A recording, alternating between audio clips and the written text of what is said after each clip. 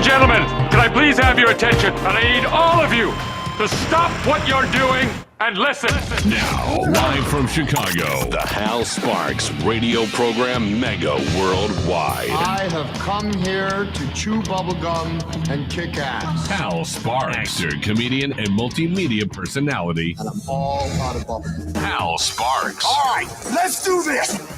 Well, I guess we're on the cusp of peace in the Middle East. Eternal, never-ending peace that has been 3,000 years in the making and will all be handled this week because Steve Witkoff and Jared Kushner have signed leasing agreements on beachfront property in the Strip area. Are you kidding?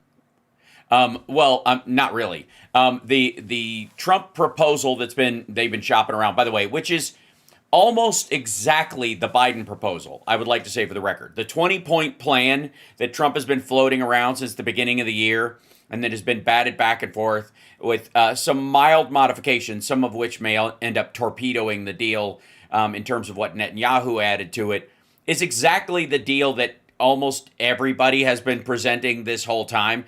And seemingly the tipping point in whether or not it is accepted by Hamas is quite frankly the direct result of military belligerence from Netanyahu. So the ultimate lesson there are not many ways to crack that nut. Nope. And ultimately, the way Netanyahu seems to be continuing to look at it is, we will continue to batter them until they have no other choice but to take the deal that is present before them. With, by the way, ever-changing modifications. The weaker they get, the less, I guess if they ever give up the hostages, which is the question, they have till 6 o'clock tomorrow night, Eastern Standard Time. So they're going to batter them? Like a light, flaky batter? Yes, right. They will be beer battered, which is, I don't know if that's halal. I'd have to ask around. I know, that probably because the alcohol is cooked out in that process, I suppose. But what's the kind that's on shrimp sometimes, like that? Like coconut shrimp, you mean? Now you're sidetracking us with. Now you're Googling it. Is that what you're doing? You're Googling what kind of batter they put on shrimp now. I am, yeah. Oh, now he's gonna. While I'm trying to do the show, Johnny is watching Forrest Gump. Tempura is the one I was looking for. Tempura, sure. That's it. Yeah, that would be the Japanese that you're talking about. Yes. Schmurteveds. You could have clarified the they part would have really helped immensely. When I say they, just to jump to immediately the Japanese, right? Yeah, because num because cute snacks and raw fish, you can't go wrong.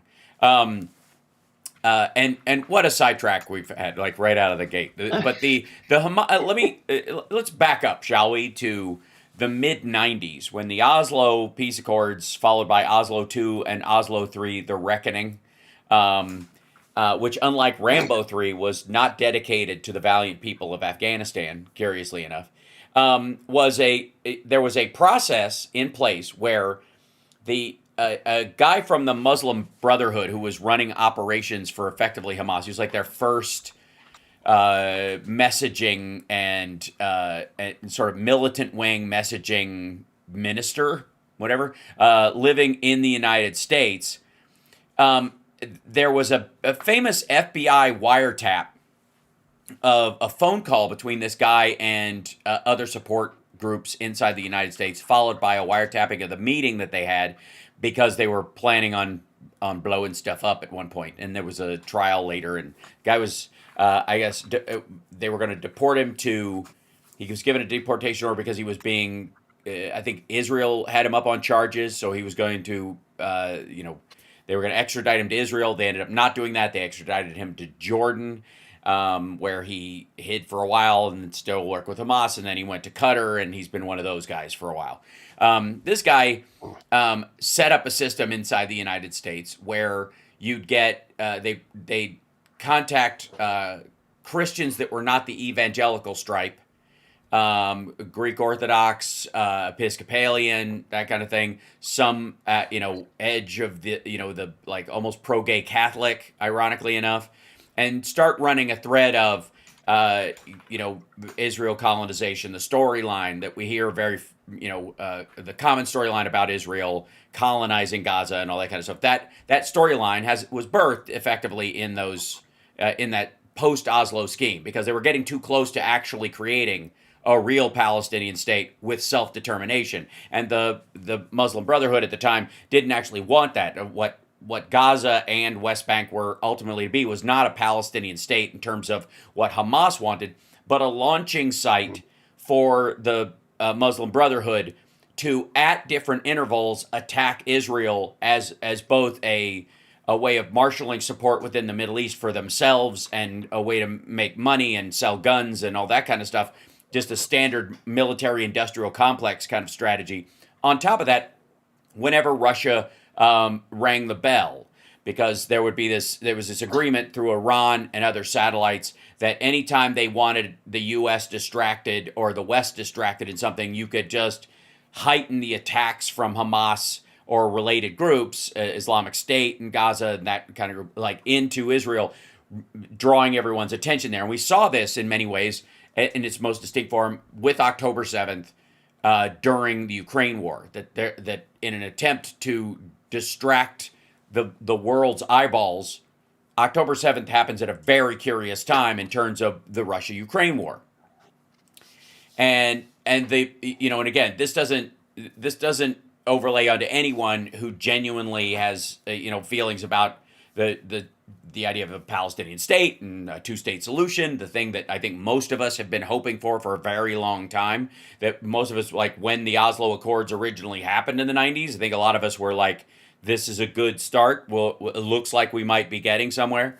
But not only were there the Likud party Netanyahu types that were undermining it, who didn't want it because they didn't trust it and they want the land or what have you, whatever. I'm sure there's a myriad of reasons, none of them good. But there was also a thread of sort of ultra-Orthodox Islamist Hamas higher-ups that realized that Hamas's goal was never a Palestinian state. The PLO might have been, or the PLA might have been, with the ultimate goal of having a Palestinian state, but Hamas itself was not. It was actually a sock puppet for the Muslim Brotherhood to launch attacks into Israel again at interval, as a way of raising money, distracting, fomenting violence and uproar when things started to calm down, and God forbid everybody starts getting along. And so that's why the idea that this 20-point plan will all of a sudden be like, snap your fingers and we're done, is a bit absurd. And the idea that somehow that if they agreed to it, and there's been a response from Hamas that they are, it's sort of the perfect response in this, is that Trump gives them till Sunday at 6, which he will taco, by the way. And their response was, Taco. If we will I like that return, being a verb now. yeah, right. That Hamas has added this thing: if field conditions are such, they will release the hostages. And their consideration, what they consider field conditions, is Israeli troops withdrawing from the area. So we're basically at a game of chicken about this. And it's not a kind of game of chicken that will be resolved by tomorrow night. Also, the return of the dead and the return of the living hostages will obviously create a cycle of outrage, both about the dead people who were murdered and their bodies have been kept in Gaza this entire time, and the living ones and what they have been through will create a cycle of, why are we letting them get away with this, yada, yada, yada, which happens every single time. And the deal offers, I think, 2,000 Palestinians released from Israeli prisons in exchange for the 20 hostages and the dead. The Israelis have not agreed to removal of troops until such time as Hamas disarms. The problem that you have in this situation is, and this is the part where, there's a huge, it's anybody's guess. Is Hamas a terrorist organization, pure and simple, or is it the legitimately elected representatives of the Palestinian people in Gaza, and therefore not an organization in and of itself, but indeed the Palestinian government in Gaza, and therefore are all Hamas fighters, not just fighters for a terrorist organizations, but the actual army of the Palestinians in Gaza. And therefore, how do you stand down any kind of military they might have at all under Hamas? Or if you change the name, do you think Israel will go, okay, well, it's no longer Hamas, it's now the Palestinian Gazan Authority, the PGA or something, which, again, would just help Trump turn the whole place into a golf course, which seems to be what he's trying to do. Right. But would that be any different in material sense if those soldiers, put on a uniform of this newly formed government? Does Israel have any reason to trust them more than when they were calling themselves Hamas and running around in civilian clothing? So the idea that this is going to be unpacked, quote, after 3,000 years, based on this, like, if you guys don't do it by 6 o'clock on Sunday, where he's like shaking his fist. I don't know if you saw Johnny Million, his Truth Sinkhole post about, like, I don't know. They'll be hell to pay like never seen before. The same language he uses for everything. The problem that he has is that as long as they have the hostages, you can't. Like, unless Trump is going, if you don't release the hostages, we'll kill them, and that'll be that. That's got to be, that's what he's talking about, right? In theory, because you can't just strafe bomb the place entirely wherever you believe they're being held without killing the hostages. So, right. Are you familiar with the dead agent theory? No. I'll explain it after the break, because it's a theory of the KGB and that got overlaid onto the CIA, that people assume the CIA does it when indeed the KGB does it all the time. And for some reason it got murked up in the stories over time. But it's a strategy. I'll tell you about it when we come back. It's the Hal Sparks radio program, Please. Mega Worldwide, now with 100% more Johnny Million. It's me. Yeah, hold on one second. Shut the door so the cat doesn't come in and start saying, I love you, cable. I love you, cord. It's super adorable. They're so like, delicious. So yeah, crazy. and hi, chat room. Hello, chat room peoples. Chat room. Let's see if I can get these guys up in here. Blink. There you go. Hello. I like that. Don't be a maggot, vote Democratic. That's good. It's very close. That's a good one. Stand by, coming back. Thank you. Thank you. Dinner was lovely. Thanks for asking. This is Damian Purdue of Think Theory Radio. Saturdays at 6 p.m. You're listening to Hal Sparks' radio program, Mega Worldwide. Okay, so Johnny, the dead agent strategy is that there used to be this thing about, like, if the bad guys caught one of your secret agents, you would send in other people to rescue your high-value secret agent. And it would, in some cases, it would cost you 3 or 4 specialists who got sent in to do it. If they got, if that person was trapped in a place and they couldn't get him, so you'd lose 5 instead of 1. So the KGB started doing a thing where if you caught one of their guys, they wouldn't send in a team to rescue them. They'd send in one other person to kill them and get away. So if they're in a chair being hit with phone books and threatened with whatever, this person would sneak into the building and shoot them through a hole in the wall and escape. So they would just kill your own agent before they could spill the beans. Is the idea. And so there's an element of in this, like, if the plan is going, there's like a dead agent theory with this plan that either Netanyahu or members of Hamas or both don't like enough of this, they'll kill their own plan. But in the case of Trump's, like, idea that if you don't let the hostages, all of them, out by 6 o'clock, agree to this. And by the way, what does agree to this mean? We agree. Over the next 9 months. Go to your families. Right, yeah. If you agree to this by 6 o'clock on Sunday or whatever, you got to release all of these folks. Well, what's the alternative? If they've still got 20 hostages and they've still got, or what? And the reality is that what Trump has to mean when he's saying these things, whether he's, I don't know, saying it out loud or not, is that if you don't return them, we're just going to bomb the place and let them die. We're tired of waiting, so we'll just kill the hostages and get it over with. You're just going to hold them as a way of killing other people. So, well, it's the trolley conundrum. Right, throw the switch. How many people are you going to kill? Yeah, we're gonna let you kill 100 people over the next 6 months to get back 20. The math starts not working. Is the theory, right? And they're not going to talk about it in those terms, but that indeed is the only way it works. So when he's saying that, they'll be like hell rain down upon it like you've never seen before. Okay, first of all, they have seen it before. Have you seen the place lately? Secondly, right?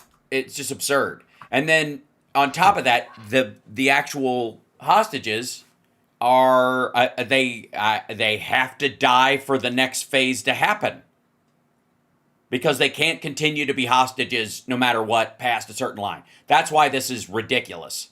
That's why, when he comes out and he looks like a used condom rolled in Cheeto dust in a suit and is just bagged out, bent over, blathering to no end, and presents this idea that, this Witkoff-Kushner plan for the annexation of beachfront property, which is really what it is. Yeah. I don't even know if he. Well, yeah, okay. I was about to say, he's got to know that's what's got to happen for it to work. There's an obvious logical conclusion in this that is terrible, and you either have to own it or come up with something else. And in every situation where Trump, is faced with one of these things, whether it's the tariffs and his whole idea that there was $39 billion on the tariff shelf. I don't know if you saw that one this week where he's been telling this story and the number keeps changing. It was $29 billion, I think, in August. Then it was 31, then it was 39, that some person walked in and went, we just found $39 billion. We don't know where it came from. And he goes, check the tariff shelf. And they left the office and went and checked the tariff shelf, whatever that is, and came back and went, you were right, sir. The tariffs are the reason we have this magical 29/31/$39 billion. It's just, yeah.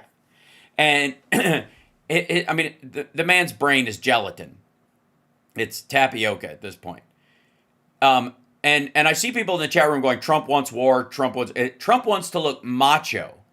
I don't think he wants war because there are so many ways it can go bad. And the maggot crowd that supports him, one of the big sales points, as insane as it was that Donald Trump, Mr. Department of War, was going to be the peace president. Yep. Right? I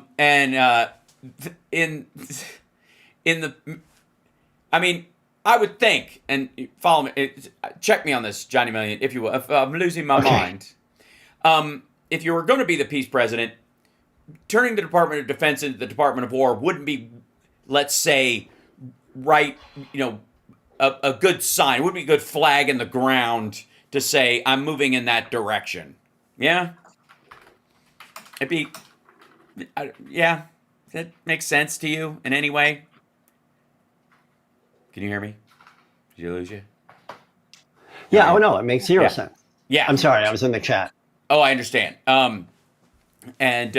So, yeah, and Damon Dog in our chat says he's all about the spoils of war. I agree. That whole story about how, if we go into Iraq, and we shouldn't have gone into Iraq, and I said we shouldn't have gone into Iraq, even though I told Howard Stern we would have had to go into Iraq. But while we were there, we should have kept the oil, which again is a war crime and that would simply make it a resource war. That would simply go we're attacking another country for their stuff. And it would lead one inexorably, I think, to come to the conclusion that, what he wants from Venezuela is the resources down there. Jimmy Dork and these other ones are claiming this is all about oil. We don't need Venezuelan oil, so it's a little silly. It's a little 90s to think that the Venezuela stuff is about oil when it's really just him replaying a clear and present danger and trying to rewrite the plot and turning it into an anti-hero story for the president and that character. I think it was Robert Culp, right? Who is amazing and fantastic. Jeez, Ralph, will you put on the pajamas? Right? The macho Dick Van Dyke that's Robert Culp. You know what I mean? If the alpha male version of Dick Van Dyke. So the idea that he wants to be in war, I disagree with, because I don't think he has any attachment to it in his head. Like, he can't process it. He just thinks of it as something some other people do, or that you win magically, and there's no, like, if he starts something, there'll be no blowback. That's why he floated this idea, again, Mr. Peace President, about retaking Bagram. We're going to, in the next 10 months, allegedly, according to what Trump is planning through Hegseth and these guys, we are going to re-invade Afghanistan to take back Bagram, which is currently held by the Chinese, in his estimation. Which, by the way, it isn't. It's basically abandoned, and there's like shifting forces that use it as a little fortress kind of thing. But it's a little silly. But allegedly, again, like Iraq, we should have kept the oil. In Afghanistan, we should have kept Bagram because it's an hour away from where China makes their nukes. Right? That's the idea. As if where they make their nukes has anything to do with like a strike point in the future. If they've already got nukes, what difference does it make? If they have enough nukes to launch, who cares where they make them? Right. They're already made. If it was like it's an hour away from their biggest cluster of launch sites, like for some reason, the Chinese put all their nukes in one place in Xinjiang, and they decided they don't trust them near anything. So, and they don't want other countries to target Shanghai and Beijing and stuff during a nuclear strike. So they decided to put it out in the desert in case they get in a dust up with Russia, and Russia decides to neutralize those things and protect their sites like that. Let's say that's the strategy. It's moronic, but sure. That would kind of make sense. Like, you could, if you wanted to preemptively strike, you could have your bombers in the air, and then before they get a chance to launch, you blow them all up in the cylinders, right? If they were all in one place. It's dumb. But blowing up the factory... I have something important to contribute here. Yes? People in the chat have noticed that your tongue is blue. Uh-huh. Yeah, it is. Half of it. Half of it. Yeah. And they're asking me why. And I don't know. Because of a lozenge that I had earlier. It's a hell of a lozenge. It was. It's a throat lozenge. Because my throat was sore. And yeah. Why don't we have you to do it like, do you only do it on the right side? Yeah. I had it in the side like that, and I was, yeah. It's hilarious. There you go. Now you know. Are you okay? Everybody's okay about that? Yeah. So everybody likes Gene it. Simmons with the blue tongue? Huh? Yeah, that's what I'm going to do from now on. I'm going to use one of those lozenges and see the Gene Simmons tongue with the blue stripe. No. There you go. There you go. So, Smarties. Everybody's. I don't know if Smarties will dye them that much, but. Yeah. It has methylene blue in it, so it dyes your tongue for a period of time. It's like the lozenge that I had. Anyways, hey Hal, it's on RFK's methylene blue. No, yeah, that would be, I don't know. Did they inject it? I think he injects it. But anyway, so this is one of the ones from what's his name from Trivium. I think one of his. If I have a little thing of throat lozenges that I keep together, and I have some of his in there, and I have a bunch of like a catch dish of all the ones that I have, and I just went and I didn't think about it. Yeah. So, anyways, can we settle on that now? Is everybody okay? Everybody's all right. It will go away. I promise. Gene Simmons beats Braveheart. Yeah. Way more personal. Free tongue. Right. All right. There we are. We done? We will have our free tongue. Right. So. It's a freedom. They filed a Freedom of Tongue Information Act. Sure. Yeah. Yeah. So, sorry. So RFK looks like a giant bruise. I disagree. I stick by this. I think he looks like someone from Puppetry of the Penis twisted their scrotum into a knot and said, "If you squint, it looks like Bobby." That's what RFK Jr. looks like. He looks like, and you're like, oh man, how do you do that? That's incredible. You can make your scrotum look vaguely like Bobby Kennedy. That's amazing. And he's a weird, like, reddish purple color. And I don't know if you've noticed this too. Yeah, I don't have to do much prepping to get that impression. He's super twitchy. I'm right there. Yeah, he's so twitchy. Like in the background, he's just constantly like eye flicker. He's like Herbert Lom in the Pink Panther movie. He's like, I haven't had anything but a chicken leg and some clear broth since Wednesday. I'm cracking up. Stay awake. Yeah. I'm going to kill him. Like, he seriously has that level of it. And I guarantee he's gacked up on whatever Adderall, modafinil. Yeah, I was just saying, he's on like those old stack pills. Yeah, the nootropic, like whatever, Alpha Brain. I got some of that when I was on Joe Rogan's podcast. I got a thing of that free. They're like, here, have whatever. And I tried some of it when I got home or whatever, and it made the right side of my face twitch. And I was like, okay, enough of that. That's not good. Not good. We got to take a break. We'll be back right after this. It's the Hal Sparks radio program, Mega Blue Tongue. I'm helping you get to the bottom of everything. Thank you. Yes, it's good. So you have done drugs. Yeah. That's not a drug. It's like choline and a bunch of other stuff and caffeine. I think it had a jacked up amount of caffeine in it is partly what it was. Sure. A bunch of vitamin B12. That's right. That's fine. I'll be right back, Hal. I go to that. You're leaving. Oh, you're going to go get your B12 shot so you can cheer up. Oh, Aaron West takes modafinil. Do you take modafinil or armodafinil? I think wasn't modafinil what the Amber Heard was apparently gacked up on, and she said that was why she treated her staff like jerks, like a jerk. Why she was mean. Tardive dyskinesia. I don't think it was. Yeah, I think that's an ongoing thing. You can take our lozenge, but you can't take our blue tongue. That's right. Caffeine is a drug. Simmer down. Yeah, so is sugar. Yeah, it's totally the same thing. Absolutely. People get gacked up on caffeine all the time and see spots and think they're Napoleon and try to fly off of rooftops. We're back in 20. Thank you. Hal Vickery got his B12 shot last Monday. I got a B vitamin IV. 2 days ago. I saw the post. Yeah. Yep.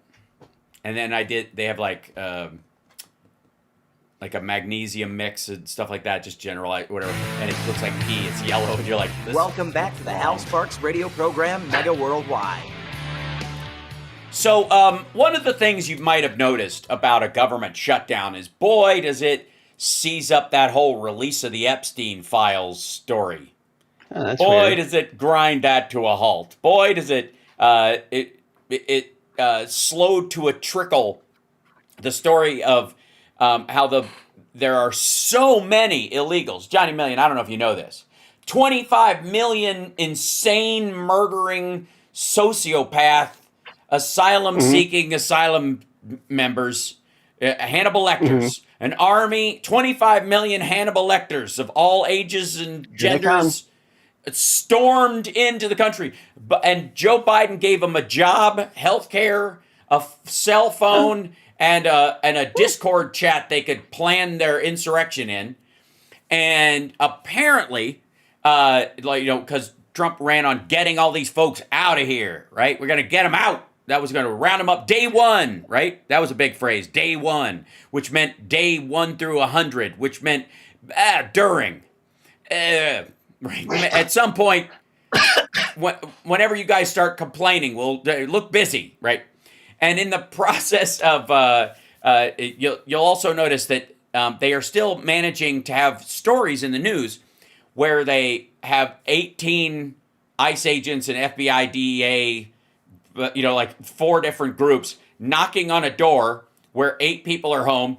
2 guys take off running down the street, one of whom is an American citizen with a bunch of parking tickets, and the other one is an undocumented immigrant who had a roofing job, who is, has no other crimes other than he's obviously a criminal, because breaking the law means you're a criminal, no matter what that law is and what it was for. And never mind the boss that hired you, he's not breaking the law. Never mind the person that helped you get your ID and all that kind of stuff so that you could BS their HR department so you can keep working. That person's not committing a crime. Just this dude who was, roofing in 90-degree heat, so the cost of housing can be relatively slow to a psychotically why don't you go take unmanageable his level. job at his pay? That's Go right. do that. So that's the problem you run into when those are the stories. When you've got and you'll see the more extravagant the stories about individuals get, the more you realize it is hiding the bigger fact, which that there's nowhere near the number of illegals in the country that they said. Not close. The Biden administration, while 25 million people might have tried to come in, they always try to come in, about 5 million a year, and they all get rejected by and large. Very few people get in. But you've got asylum seekers, namely women and children or unaccompanied minors, who are placed with Catholic charities or flown in airplanes and stuff in the middle of the night, and there'd be like... They terrify me. Yes. Oh, I know. That's like just the idea of these, like, can you imagine being standing there on a street corner and a small child walks up and goes, "Hola." It's just, you're like, oh, I just freeze like a deer in headlights. But, these planes would land, and we saw all over Fox News. If you guys will recall, one airplane with 30 kids on it, accompanied by Catholic Charities members, people from the government, adults that were, supervisors that worked with Child Protective Services and the like. So there's 150 people on this plane for 30 children with no idea, like, where they came from. Like, their parents are intentionally dropping them off, hoping that since they cannot be returned, they will be safe inside the country.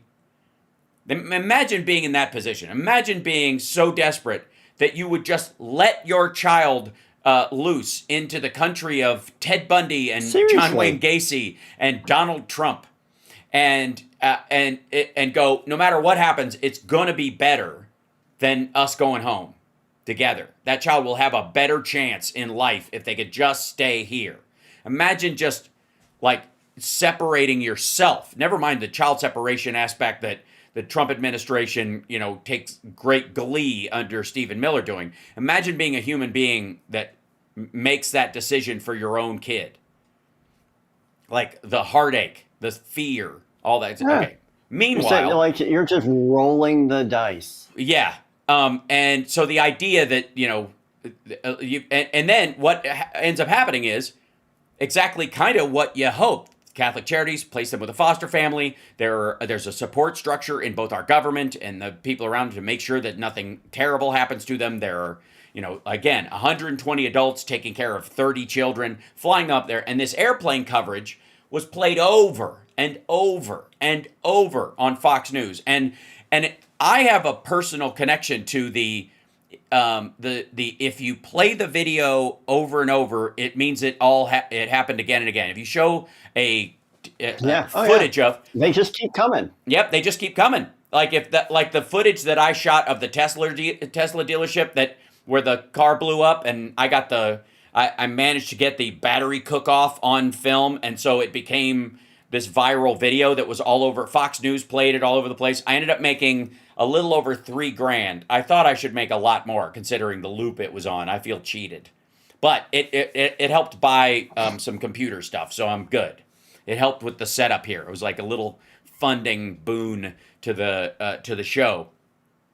But that video got played over and over again, and you could see that every time it got played, the fear and anger about it ratcheted up again and again. And we're talking about one person sneaking onto a lot here, and there were other acts of this kind of violence, but the video in particular, one human being, not 8 people, not a group of Black Bloc Antifa people sneaking on, watching cover for each other. One moron, dressed in a black hoodie, covered up or whatever, throwing gasoline on one car, setting them off, and smashing windows, and then letting the fire kind of move across. Okay, one person did this on their own. They didn't get marching orders from George Soros.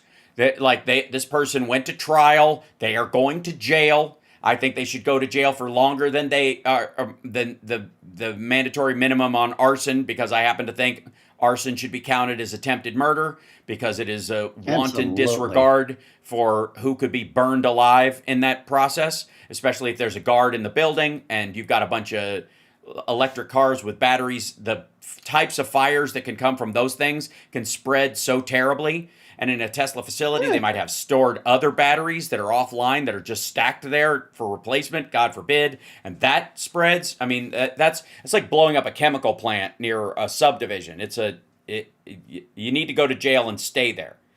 But in the playing of that video, you could see like Elon Musk, who, I mean, if you really sat back and put on your tinfoil hat, I'd be like, this dude was looking for sympathy at the time. If I was him and I could afford it, why wouldn't you just pay some people to go blow up a couple of your facilities so you could, you could claim victimhood, file insurance on places that are losing money because nobody's buying your cars, right? And then shift your message to, I'm not making cars anymore, I'm doing robots.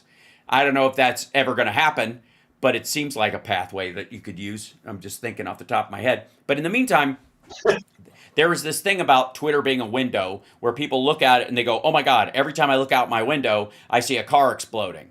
And there's an element of that in social media that really creates kind of this doom loop situation. And that airplane full of the little kids was played over and over. And it's almost like you could see the maggots, while Trump was talking to them, doing the math in their heads, going, oh my God, that's like, okay, how many kids? That was 30 kids and 120 adults. And I'll assume the 120 adults aren't. They look up again. Obviously citizens. Okay, so and then it plays again and you're like, oh my God, there's 270 of them. Like, oh my God, there's 390. Oh my God. And then they'll play a little clip of just a few of them getting off the plane and say, okay, that's 10 more, and that's 12 more. And that's like it's a never-ending cornucopia of illegal immigrants coming in as children to change the demographic. Now, all great replacement theory aside, the children, at the very least, would be to some degree tabula rasa, you'd think. Like, they come in, if they're raised from 8 years old at like the DACA kids in America, they're not going to be like, subversive Marxist 20-somethings, or people in their 40s who are still grinding over Chavez, who are going to move in here, work as a roofer for a little while, and then wake up a sleeper cell, right? And then they're going to surround the place in taco trucks and, right, the nightmare of Trump's, like, this is how they're going to do it. Like, if you asked a Roseanne-level maggot to explain to you what the plan was, I'm fairly certain that's it. 20-something Marxists run by their Chavez grinding overlords, running taco trucks as little like secret, cell tanks that they drive up. Just going to throw hot grease on police officers and anybody in a red hat, right? That's the theory. And so watching that video over and over again, these folks did the math in their head. They listened to Donald Trump, and he said there's 25 million people in this country that came in under Joe Biden, and they're all murderous, psychopath, nutcase, violent. They've all got butcher knives in one hand and a fistful of fentanyl in the other, and they're just running around stabbing people and shoving fentanyl in their mouths, which maybe the other way around. I don't know what the syntax would be, but I don't know which comes first. Whichever is scarier, probably. Yeah. So, and they're like, we got to get these people out of here now. This is terrifying. Like, these people are going to stab me or pour fentanyl down my gullet. And they're everywhere. There's 25 million of them. And then Homan comes in and Kristi Noem, and they start rounding people up. And the numbers are pretty weak. They're lower than Joe Biden's. Now, part of that is because most deportations happen immediately. It doesn't look as cool, though. Joe Biden doesn't look nearly as mean. That's true, yeah. Well, he also doesn't look like the model for Dirty, Rotten, Filthy, Stinking Rich, the Warrant album, which I think Homan, if you kept feeding him like Mr. Creosote would be, a dead ringer. But they really do have a problem with this fact that they were starting to have to run across farms. They're chasing people through farms, and none of them with criminal records. They're rounding people. They're going into this. I think it was it in Oklahoma. They raided this food processing plant, and they've got undocumented immigrants who have been working at that farm for like a decade, or that processing facility and the farm attached to it for a decade, hiding in the ceiling to avoid being caught. When they get them down, they're late 30s, early 40s women who look like moms who are doing rubber glove work all day long. Like they are just doing like chicken processing and that kind of stuff and packaging and, coming home every day with like cardboard cuts from boxing up frozen meats and that kind of stuff at this particular plant, right? Yeah. Just the worst kind of grind work. And all doing, and the guy who owns the place, who voted for Trump, is going, these people are like family, So Trump comes up with this. Well, we're going to do an honor system where the farmers will have an honor system. They can hire whoever they want, and if they do something bad, the farmer will be responsible. Like there's any legal circumstance where that works at all, or you could do that without a bill. It's just nonsense. And so what did they do? Did they come up with a plan like that? Did they pass a law through Mike Johnson and the House and the Senate that like migrant workers now have an honor system, which you would think you would be E-Verify or any of these other things? Did they do any of that? No. They just stopped raiding the farms. Oh, and so the next step, what were they going to do? They were going to go to places like Chicago, and they were going to get all the illegals out of Chicago that are here, right, with all these raids. Well, there's a real problem. Even in Chicago, there aren't these kind of numbers. There's certainly a presence of undocumented immigrants working on the regular in Chicago, and I wouldn't doubt that they have a sketchy relative or two, like every family in the country, that you could dig up and go, see, we got one. But nowhere near this idea that they're going to have like giant Greyhound buses where they're just herding people on with zip-tied hands together and going, we found the nest, which is what maggots are demanding from Trump.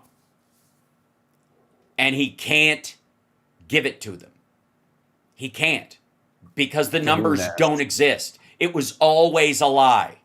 So what's he talking about now? Sending paratroopers into Chicago to fight crime, because apparently all of our crime is happening from the roof of the Hancock Tower. We'll be back right after this. It's the House Sparks radio program, Mega Worldwide.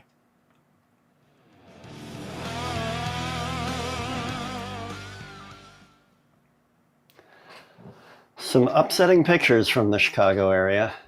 Yeah? Yeah, it looks bad. Which ones? Just breaking into people's apartment buildings and right. Well, that's what it's supposed to look like. It's supposed to look, and it's supposed to horrify our side. So that's enough. And one of the things, it seems we'll talk about this. Remind me of this. It seems counterintuitive. Okay. But not reacting to it with outrage will do more damage. You're listening to the Hal Sparks radio program, Mega Worldwide, on Chicago's Progressive Talk, WCPT. So, Johnny brought up that there are some like horrifying pictures of them kicking in doors and that kind of stuff, going after individuals, by the way, who are already marked for deportation in some cases under the Biden administration, but because the Trump administration decided to, use them as sort of in case of emergency break glass. Like, don't do this until we really need to cover for the fact that we're not releasing the Epstein files. Right? The outrage of those images serves two purposes. The primary one being is make the right people angry. If you're upsetting liberals, then you must be doing something right, even if it's ineffective, even if it's a violation of the Constitution, any of that. As long as our side of the aisle is outraged, you're doing something right, even if it's wrong, even if it's not actually helping your own goal. If they're upset, that's a victory in and of itself. That's why Trump has been posting pictures of Hakeem Jeffries in a sombrero, why they're calling him the greatest troll ever. That's the right-wing message right now. Because if that's your idea of victory, you don't have to actually do anything of value.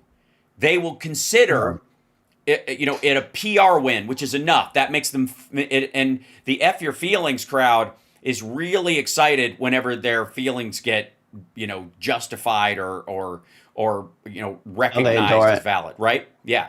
So that's the primary one. Outrage our side so that we'll show up, or that people will show up and push back on ICE, who will, you'll have congressional members showing up at ICE facilities and demanding answers and all that kind of stuff. Okay. That's not that's a feature, not a bug. That's what they want, because they don't have the numbers. So instead of doing the numbers game, they will get people attached to individuals, make a big story of it, have it be this big fight over whether someone like Kilmar Borrego Garcia is a good guy or a bad guy as an individual. And while that whole conversation is happening, what isn't happening is 10 million people are suddenly rounded up because you found them and they were here the whole time and it was obvious, and the only reason they weren't kicked out is because we have stupid people, right? That whole story. It doesn't exist. It's a lie. It's a lie that is running. It's running out of runway with the maggots. They're starting to gripe. Like, why aren't we seeing the numbers? Right along with the Epstein stuff. And at a certain point, I said these trains left the station when he got elected, and they're on the same track and they're headed towards each other. This logical fallacy train is going to smash into, where the heck are the Epstein files? Why aren't we having mass deportations? They even told this story about self-deporting. People are self-deporting at a huge number. 5 million people have self-deported, which is just cool story, bro. Show the plane tickets. What are you talking about? What are you going to show? Return flights for tourists who are like, I don't want to be there right now. You can't be in America and be Hispanic without being pulled over. I don't feel this would not be the best year to go to Disney World. That's what you would be showing. It's gross, but that's what it is. Okay, so the primary one is to outrage liberals, and so at least maggots will be happy that you and I are mad. And then the other side is to, with these door kickings, hide the fact that Trump was lying about these numbers the whole time, and he still is. And that these people were told, hey, let me gut your Medicaid, let me gut your Medicare, let me cut funding to clean energy projects and stuff in by and large red states. Let me do all that stuff to you guys, because I will take care of this stampede of imaginary, Tren Aragua gang members who are all psychotic and were dumped into the America via a giant They're not water taking slide. your jobs.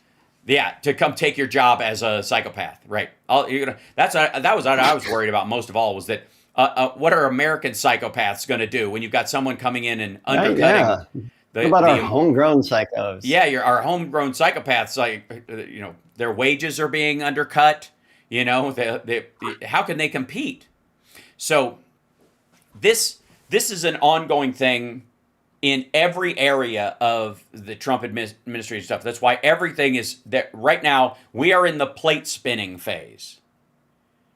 We are, he is like the Gaza storyline right now, the deadline, which will by and large come and go. Monday, the idea that we're going to be bombing Monday, or that he's going to give the go if they don't agree to all of it by Sunday night at 6 o'clock, which was his ultimatum. Remember all the whole thing about Obama's red line and everybody's red lines and nobody crosses the line. And Trump issued a red line, ladies and gentlemen. The red line is if Hamas doesn't agree to the plan as it's written, not negotiation, not further steps, as it's written, by 6 o'clock on Sunday, he'll basically take a super volcano and fly it over Gaza, turn it upside down, and pour lava over the place. That's what he's promising, and that not only is it about him allowing Netanyahu to fill his boots and do whatever he wants, but that Trump is actually going to give the order. They are waiting for me to say go, not me to quit saying stop, which is really what we're talking about, and certainly what we would have had under Harris. What we have under Trump is that he's saying, it's not where I'm going to stop, I'm going to keep them from doing what they want to do by holding back, American support for it. I'm going to order this attack. This isn't, and at that point, it no longer becomes, Netanyahu's war in Gaza at all. It's the United States' invasion at that point. If he is ordering the strike, it's ours, not proxy, not bank shot, not us fighting the Hamas as a proxy for the Muslim Brotherhood that's controlled by Iran because of destabilization. No, because Donald Trump has declared war on Hamas in Gaza on behalf of the United States, period. And there are two elements to this that I wish going forward that when we're able to right this mess and people come to their senses and start voting for Democrats again, in a consistent manner so that we can build a coalition over time, instead of being our own worst enemies and allowing, purity tests and all that kind of stuff to broom people out and, spend all our time making blue districts bluer as if that matters at all if you don't control the House, the Senate, and ultimately the presidency. It means nothing. It means nothing. You could have all AOCs, but if you don't have the votes, it doesn't matter at all. You kneecap yourself. And if you can't have all AOCs because of the nature of districts and a representative government, and the issue is with the people, not with the representatives, if you can't get somebody like that elected in a bunch of these districts, you have two choices. You can get somebody elected on your side who will vote with you 95% of the time or 90% of the time, which is very different than somebody trying to gut Medicaid and Medicare and destroy the ACA and kill infrastructure projects and renewable energy and get us out of climate change agreements and basically, declare violent war on cartels as the new ISIS so that they use the authorized use of military force to launch attacks into foreign countries without any declaration of war by Congress. You can have that, or you can have a Henry Cuellar who, is a pro-life Democrat who votes pro-choice. For real. That's and acting like it's a coin flip is just ridiculous. But in the case of of our numbers and our getting people back online to focus on these things, maybe, just maybe, the outrage is feeding what they want. And mockery, again, becomes the most powerful tool we have. This does not mean you do not try to secure the release of people like Kilmar Obrego Garcia when they're taken illegally, or you don't support people who, American citizens who were scooped up and mistreated. You take care of those people, but you also don't give this violence more credit than it is due. If the Portland mayor and the Portland police could do one great thing, it would be open up a circle around that federal building where the federal forces that Trump sent in are, that's a mile circle, so that nobody can get close, so that there's never that exchange. So they stand there wasting their time. Yeah. That's how you do it. The idea that they're fighting over if you step 1 foot onto the driveway, we'll tackle you and that kind of stuff. It should never get that close. That's not an act of appreciative outrage where you're looking at the threat and you're dealing with it for real. You're just allowing Trump to bait more violence, so at some point he can Kent State this thing. If you want to do something, just like my suggestion about love bombing Gaza with food, if 10 million calories worth of aid is what it takes to feed the people there, and Hamas is stealing, aid of it, and the people are not getting it, send in 30. Make it so they can't store it anywhere, and there's so much to go around, no one can use it as leverage. That's how you do it. You overdo the good because of the benefit that you will get from it. And in the same way, in these situations, you don't show up and show ICE what you're made of on the streets. You create a bubble around it so they stand there doing nothing. I thought you were going to say do it in the sheets. Well, that's for our other show, Johnny Million, After Dark. After Dark. Yes, that's right. Well, we got to take a break, but we'll be back with Philip Bittner, who's joining us from Kyiv in just a minute, and he spent some time in the Middle East, so I'm going to pick his brain about the Hamas agreement and that kind of stuff, and what his feelings are on that as well. We'll be back right after this.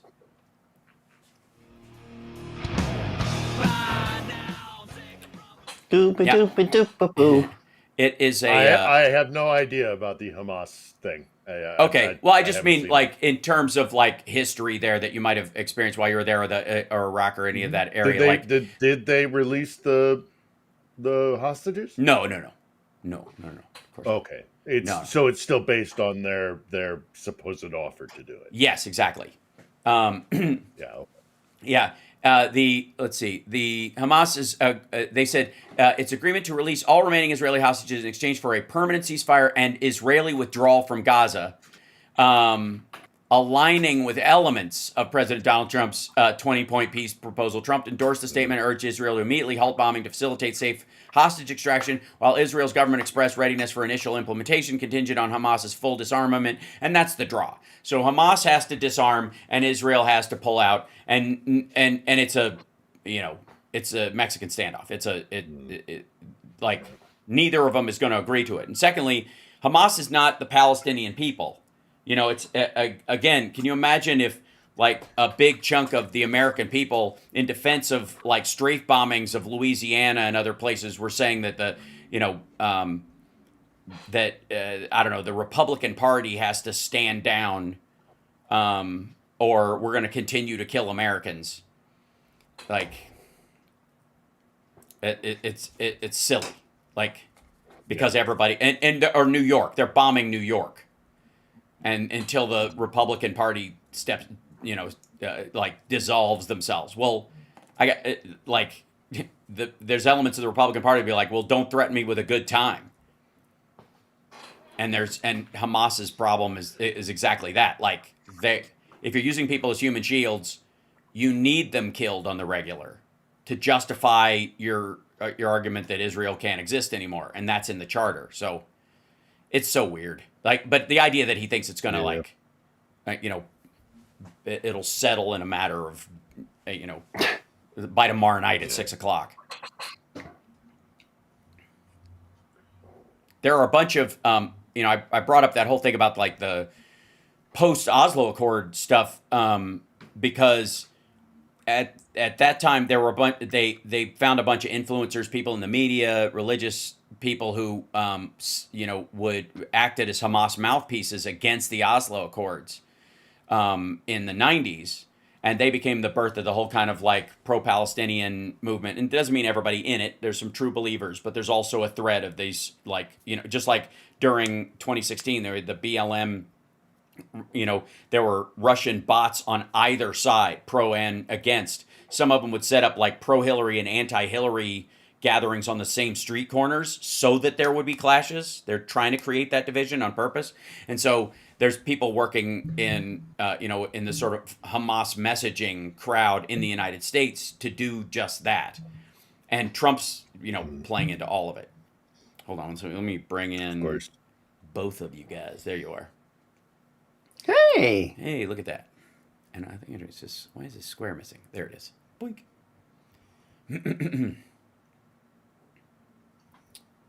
And this is that square. And that's this square. Okay. Make this a little bigger. Yep. I don't know why it shrunk in the last little bit, but whatever. I just got out of the shower. Yes, that's right. Put it in the dryer. Mhm.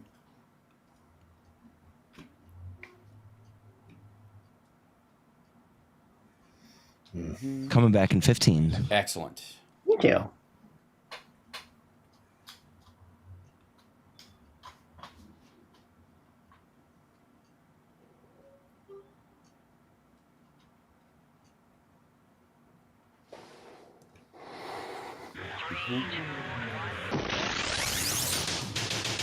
You're listening to the Hal Sparks radio program, Mega Worldwide. I've had people walk out of me before, but not when I was being so charming. Video streaming at halsparks.com. I don't care for you or for the putrid sludge you're troweling out. Damn, puss-faced little pimp-stick. True progressive talk. Might be a good time for you guys to give up. I gotta say that every time I hear that intro, it makes me want to watch Dragnet again. Welcome, Philip Ittner, in Kyiv right now. I know we're not supposed to ask you this, but how are you? And how is the current, like, the government shutdown over here? That kind of, is that received at all? Is that part of the conversation at all over there right now, or is it simply like it's all Europeans all day? Yeah, no, they're not really paying attention to the shutdown. America has already proven itself to be completely out of control and unreliable. And all the rest of it. That's sweet. Thanks very much. Thank you. Thanks very much. I feel seen. Well, seriously, like what other conclusion is there? Them's the facts. Yeah. I mean, they were happy to see that intelligence sharing is going to continue. There are reports that weapons are actually the Tomahawks, if not already here, but on the way, possibly including Tomahawks, which of course has Vladimir Putin very upset and throwing around his toys and rattling his saber. I think most Ukrainians are putting more stock in help from Europeans. There's more talk in the European sphere of maybe finally actually seizing Russian assets and using that to fund Ukrainians, seizing bank accounts and assets. So they're putting some hope in that. Since we got hit pretty hard last Saturday into Sunday. And we're still getting far more regular air raid sirens than we previously had in the last, 4 or 5 months, something like that. We kind of went through a grace period, and now we're back to having. It was getting to the point where you would only get the warnings at night. Because that's when the Russians try to attack the Ukrainians while they're sleeping in their beds. They've been hitting trains as well. They've started hitting trains, which is a bad sign. Passenger trains. So there's a problem there. But we're not just getting the air raid alerts at night. Or very early in the morning to disrupt your sleep. Now we're starting to get them in the middle of the day again, and all that kind of stuff. So it's the fighting is still intense out east, but we are quickly moving into the rainy season, which will mean mud, which will mean a real serious slowdown in anybody's progress, and also make newly acquired or, for the Russians, it'll make newly acquired territory harder to keep. For the Ukrainians, not so much, because they've been digging in a series of defensive lines for miles and miles and miles that will not necessarily be affected by the muddy season. So But look, the Russians are taking ground here. They're losing ground there. It's the same sort of thing. And that can't continue for very much longer because we're about to get, the weather is going to change all dynamics. So that's kind of where we are. The Tomahawk, that's interesting. There also there's talk of also the Barracuda missile, which is an Anduril one, which is cheaper to produce, not quite as long range as the Tomahawk, which is very expensive, but just as devastating in a shorter range, which would be inside the Moscow region. It would be like from western. You could go from western Ukraine. To the eastern side of Moscow and beyond with a Barracuda, whereas a Tomahawk could basically reach the entire length of Europe to Siberia if it needed to. Like that's and so there's talk about replacing them with that primarily sending the Tomahawks first because we have some, and then ramping up production, and because Anduril and Trump and they have a relationship, it gives them an excuse to start the extra production, and Europe could buy these and give them at a faster clip as well. So that's in the works. I think it's one of these weird situations where the transactional nature of Donald Trump will benefit Ukraine long term simply because he can't think any other way. And if there is no direct control that Putin has over him, for example, that that really is a leash that really does hold him back. If that doesn't exist, or he's made enough money through his phony meme coin or whatever to cover himself, or he's working on a different power base with a different group of people, namely the MBS and the Saudis and that kind of stuff, and that's where he sees his future, then dumping these kind of weapons and going and falling back to what's effectively an old-fashioned neocon Rumsfeld strategy of let's test our missiles in this new battlefield that we don't even have to be on in ourselves. That seems to be the direction they're leaning, and may very well end up again benefiting Ukraine whether he cares or not. Certainly maggots are upset about it. The media maggots, especially the ones who are getting money from Tenet, who are paid by Russia, of course they're upset. But there's a big portion of the maggot media that are really mad that we're supposed to turn our back on Ukraine because, I don't know, Jewish president, Azov battalion, blah blah blah. It's hard to tell.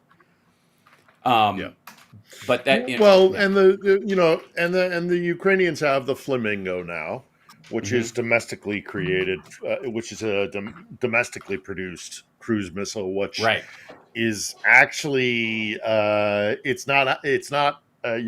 kind of comparing apples and oranges, but in some ways it's even better than the price tag certainly being part of that, but it also has a larger payload, and it has a very long distance. It doesn't compete with the Tomahawk because the Tomahawk is top of the line kind of kit, even though it's slightly older technology. But again, this is also something that they can produce themselves. So they're looking at the Flamingo, as well as the other thing that they definitely do want, though, is more Patriot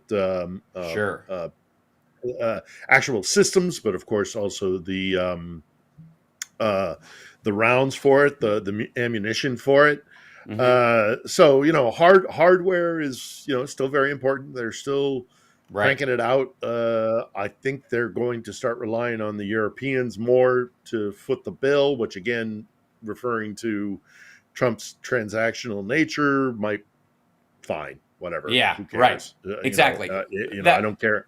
Doesn't matter who pays whom for the weapons as long as they get here. Right. And, we've been talking a lot about the power of sort of the Ukrainian drone game, that they have just, gone leaps and bounds ahead of everybody else. I think maybe the Chinese who are turning them into giant, dragon sculptures in the sky are a close second in that regard. But I feel like those two technologies are going to fuse before too long and become a terrifying part of war, where you have like lit up dragon, swarms flying through the air, just scaring the locals and blowing things up. Honest to God, I'm not kidding. Like that at a certain point, No, that's we'll, what the entire that's what the entire show was about last week. You know, Oh, yeah? we had a Yeah, drone yeah. engineer out in Lviv who was talking Right. about making these things autonomous. Yes, and this kind of fiber optic thing that is being kind of experimented with currently is probably just going to be a phase. Yeah, it's not. It's a temporary fix. It's not a reliable. Yeah, it's not a reliable technology. What they're looking at doing out in Lviv and in other places around Ukraine is giving them autonomy, giving them a form of AI that even if they get electronic jamming, they can still in the very last. Well, they use that little specifically. there, We got to take a break. Their target.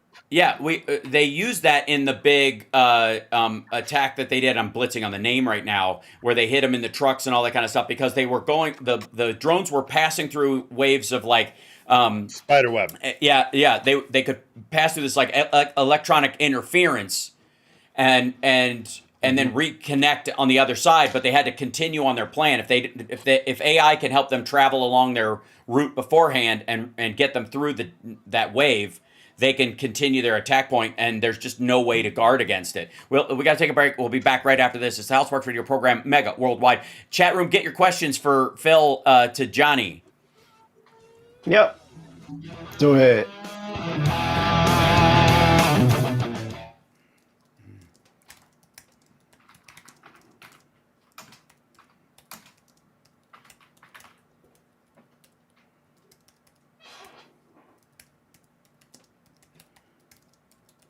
Back in 20. Yeah. Thank you.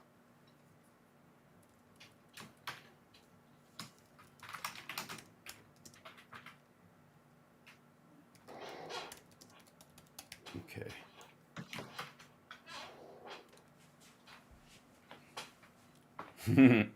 Thanks, CSL. Freedom!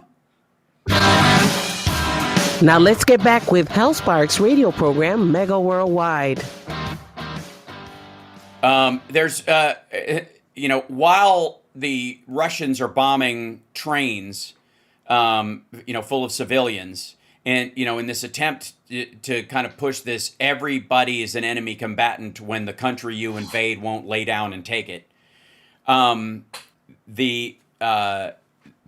is a regional prices in Russia and the economy there have been going up inexorably.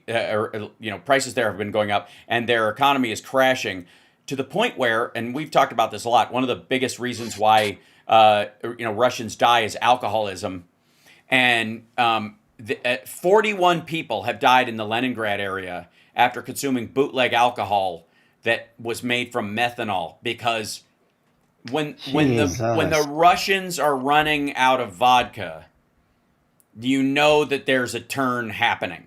There was if they cut off khat, the chewable drug that all the ISIS fighters use that looks like a big chewing tobacco wad they have in their cheek all the time. If you ever look at big groups of fighters, if they've got guns in their hands, they've got a big bulge in their cheek. That's khat, and it's like a chewable meth plant mix that they do all the time, and it makes them scary and nuts and all that kind of stuff. Well, if you take that away, they would calm down instantly.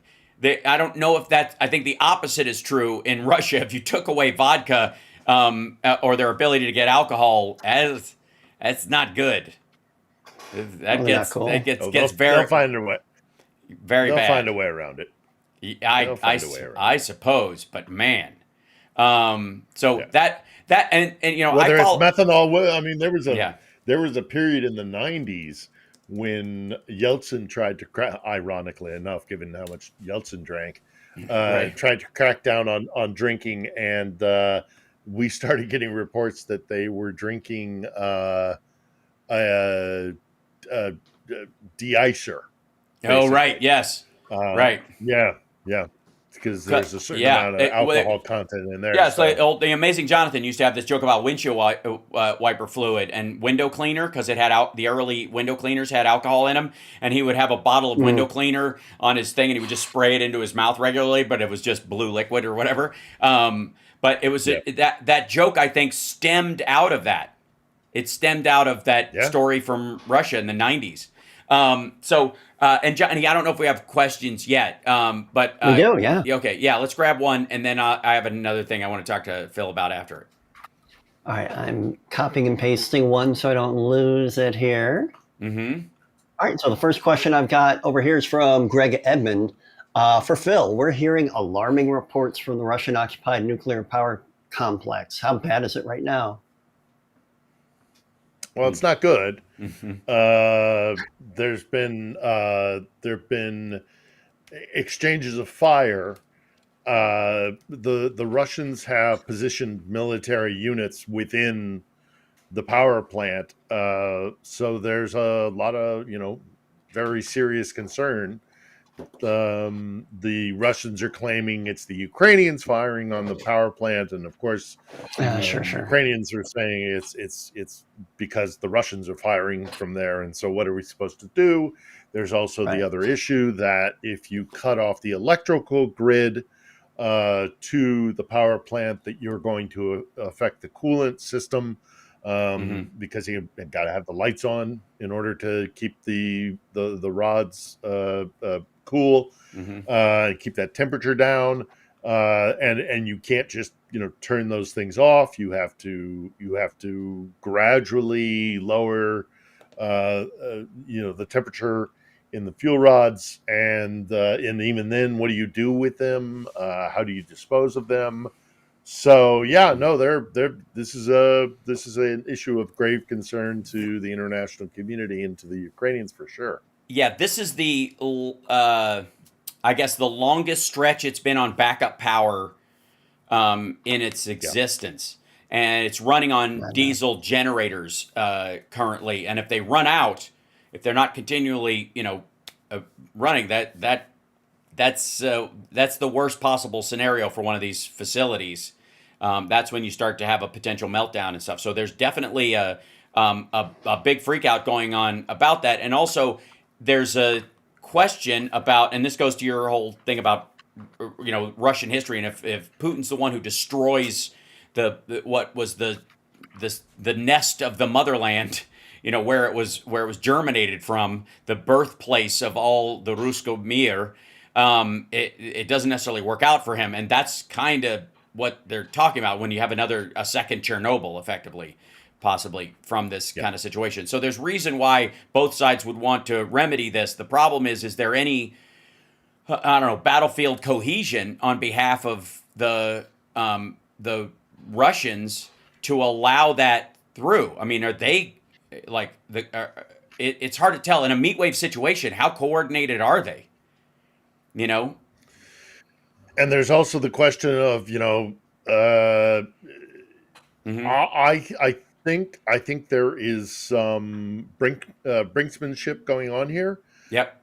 But nevertheless, it gets to a place where human error could come into play, and things cascade out of control, and goodness knows only what happens next. I mean, I don't think anybody wants to see the Zaporizhia power plant go into a meltdown. The Russians don't want it. The Ukrainians don't want it. No, the Europeans, the international community, nobody wants it. And so I think there's some. Again, I mean, the Moscow has been ratcheting up the tensions everywhere. And this is part of it. And the drone incursions and violating airspaces and, take your pick. There's been a lot because, look, Russia's summer offensive, which is coming to an end, was a failure. Yeah, tanked. They failed. Right. And they know they only have 2 more weeks, maybe. To get the best, result that they can hopefully get both on the battlefield and I think in terms of scaring the you-know-what out of everybody else. And I think that's why we're seeing all this really dangerous activity. Right. And I hope that, I hope that calmer minds will prevail. But again, this is when, things can get out of anybody's control. So yeah, we're all worried about it. Yeah, exactly. Let's see. Let's grab another question, Johnny. Right on. And, yeah. I've got one here from Connie Kelly.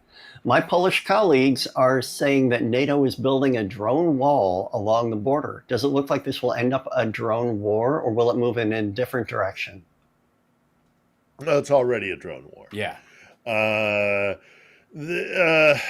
Building a drone wall. I would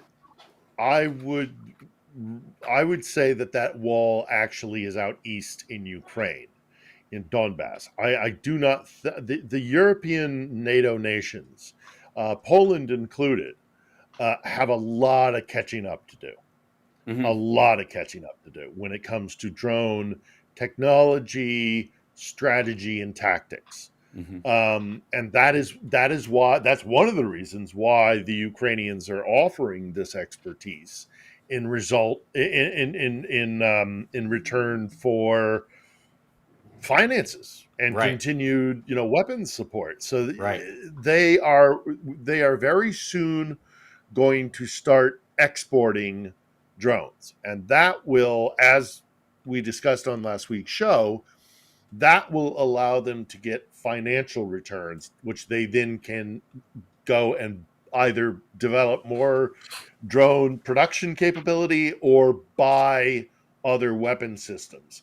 But they are soon going to be starting to export their drones and their trainers and the guys who use them along the front line. So I think there's going to be a spike in those NATO nations that do, have direct border contact with Moscow, but a border wall, I don't think they're there yet. I think they need to get their ducks in a row. That wall exists for the Ukrainians out in Donbass. The Poles, the Balts, the Scandinavians, they're all going to be looking at drone technology, drone defenses, all of the technology that the Ukrainians are at the forefront of. And if the Americans are no longer going to be trustworthy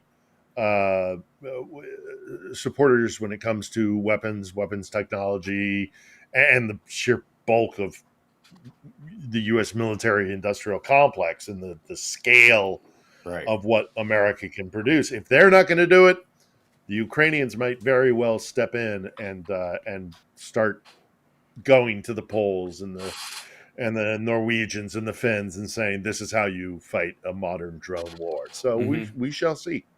There's also tales of as part of this sort of summer offensive that the last gasp of it was this attack on the Lyman area by the Russians, and they have apparently 3 supply lines that go across these 3 different little rivers that they have to, that's the choke point where they have to get their goods, across the, weapons, ammunition, supplies, reinforcements, all that stuff. And apparently because of drones and because of the artillery that they've gotten both from us and from the Europeans now, the Ukrainians saw them marshaling up to do this attack and waited till they did this bum rush across. So the Russians have this plan where they rush a bunch of soldiers in, and then they entrench themselves, and then they sort of leapfrog groups into the area that kind of go house to house and start working their way in and try to set up nests. It's an old-fashioned system of war based on this kind of meat wave idea, but you have to follow it up with logistical supplies. Everybody's just carrying 12 hours worth of ammo and food on their back, and then you have to start the lines coming in. Well, the Ukrainians waited until all the soldiers ran across these points and then hammered the crossings with them trapped inside. So the Russians were just fighting with what they had. They're shooting at empty buildings in a lot of cases with what they have because they don't have logistical support and they don't have communications support. It was just insane. And so the Ukrainians have basically, just by bombing 3 areas, stopped the supplies, just decimated that, and left these guys on the inside with nothing to fight with until they either, if they can retreat, and that's another issue that we have with the Russians in general, is not letting their own people retreat. But that was a huge factor in why the last gasp of the summer offensive, why Trump very well may have seen that footage, seen what happened there, and went, "Oh, okay, they suck. This is not going well at all," because it was so obvious. We've got just a minute before the hard break, and so maybe we set up what the next question will be, Johnny, and then we'll answer it on the other side. Sure, yeah. This is from Nick Rich. Are there problems with some of the recruitment in Ukraine, and how about the same across the border in Russia? We'll talk about that coming back. Okay, well, we'll do that on the other side of the break. It's the Hal Sparks radio program, Mega Worldwide. Don't forget to subscribe to On the Edge, Philip Ittner's show. Every Sunday they have a new episode. And, of course, It's Johnny Million on Twitch and YouTube. We'll be back.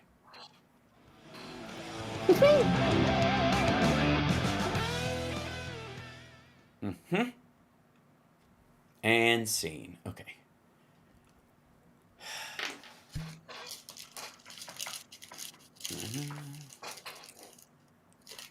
What color's your tongue now, Hal? It's lightening up. Yeah. Yeah, it is. Lighten up, tongue. Lighten up. Lighten up, Francis. All right, and then this is okay.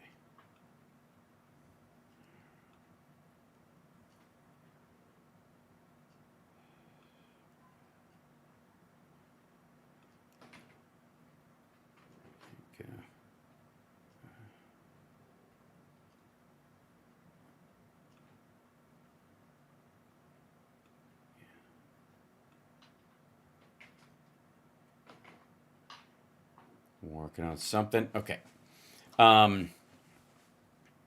This that whole, like, I gotta say that, like, the whole thing about, like, whether or not the U.S. is definitely still sharing intel, whether Hegseth likes it or not. He's been complaining about it, which means that we are. Back in 20. Yeah. Thank you.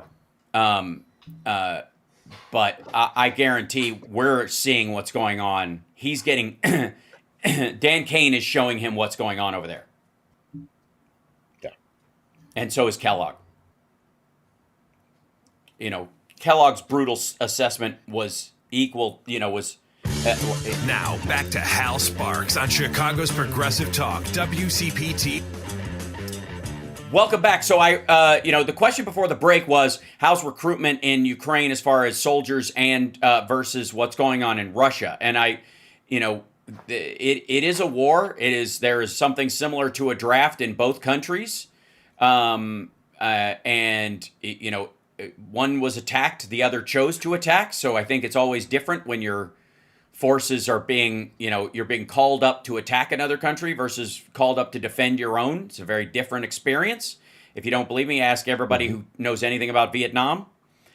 Right? So what's your thoughts over there? And is there any conversation about that in Ukraine? Well, no, manpower is definitely a problem in Ukraine, both in terms of recruitment and unfortunately, we recently had a senior military commander saying that another problem is Ukrainian soldiers going AWOL, to leaving their positions and going home. That they've been on the line for too long. That there are issues in the command structure within Ukraine. It is not all roses. Sure. In Ukraine, there are still people signing up. There are men and women who are willing to join and become drone operators or whatever it is. So it's not. Right. It is not catastrophic, but there are problems. Yeah, there always In will Russia, be, one would think. Yeah. Sure, of course. War is a scary thing. In Russia, they're getting to a place where they can't afford their soldiers, because one of the things that they have been doing is saying you will get a signing bonus. I think last time I heard it was $2,500, and then you will get like $4,000 a month. Right. And for a Russian, that is like a huge Yeah, that sounds all right. salary. That's enormous, and they can't afford it much longer. Right. So what happens when Russia goes, no, now you have to do it for your patriotic duty, Yeah. or we have to have another new wave of conscription where we're just going to start picking numbers and off you go. Yeah. That would be the third time they would have done that. And will the Russians respond to that? Will they put up with that? They have a history of being able to suffer an awful lot, and there is a recognition in Russia that this is kind of existential to their sense of self and identity and their power and their place on the globe, all that kind of stuff. But everybody's exhausted. Yeah. Everybody, both sides are absolutely exhausted. So I don't think Ukraine is at a crisis point when it comes to their manpower situation. Obviously, it could be better. It could always be better. But I think the narrative that it's some sort of near collapse is Russian propaganda. And as far as what we can see on the Russian side of things, it's can they continue to pay for this while their economics are collapsing. Right. They really are collapsing. They're in bad shape. Yeah. 17% of their refinery capacity for their oil is gone. Their shadow fleet is getting targeted. There's talk of one of the reasons why Trump is kind of cozying up to Modi is that he wants the Indians to stop buying Russian oil. And if the Indians agree to that, to be fair, if the Indians agree to that, if Trump, because there's talk of a summit, and if Modi does agree and say, yeah, we won't buy Russian gas anymore, Moscow's going to be in a lot of trouble. Right. It might force them to the table. We'll see. I don't know. Yeah, I don't think a lot of people are holding their breath about this just because, there doesn't seem to be a tremendous amount of logic behind the scenes right now. It's such madness. And again, we breezed right past that million casualty mark and have been just kind of, the world has sort of oddly shrugged it off. And partly they're taking advantage of the fact that, there's been so much damage done by Trump and what he's doing and so much noise. They can almost, while they might not count on him being an ally, they can count on him making so much noise that it distracts from the reality of the situation, so that people might even offer. I've seen a lot of people using talking points from like a year and a half, 2 years ago, as if Russia's still in the same position it was in then. And largely that's, I would chalk that up to just, Trump fatigue. Yeah, sure. I mean, I think there's a lot of stuff going on with Modi and Trump that Russia and the war here is a huge chunk of it, but I think there's a whole bunch of other stuff going on and that rolls China into it and all the rest of it as well. So I don't know, man. If he can get Modi to stop buying Russian gas, Putin is going to be in a lot of trouble. Yeah. Because he won't be able to afford his army, and cracks more and more cracks. Yeah. So let's grab another question if we could, because I'm going to jump into another talking point. Right on. Careful. Yeah.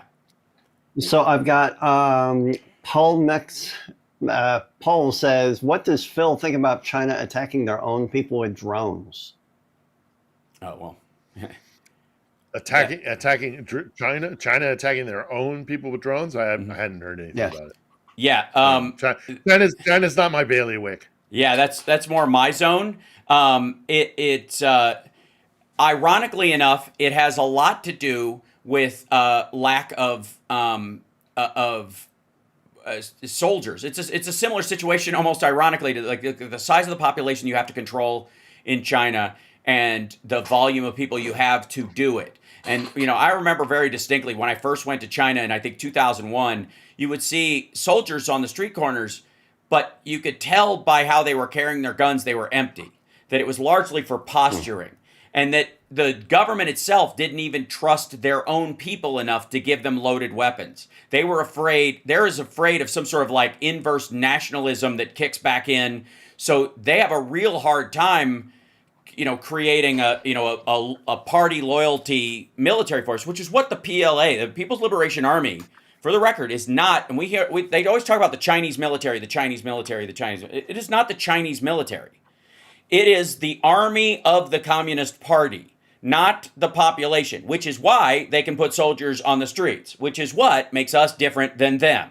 There is a distinction because the U.S. Army, the United States military, is not the Republican military or the Trump military. No matter what he thinks, ultimately, the law is that they swear an oath to the Constitution to protect it against all enemies, foreign and domestic, not keep Republicans in power.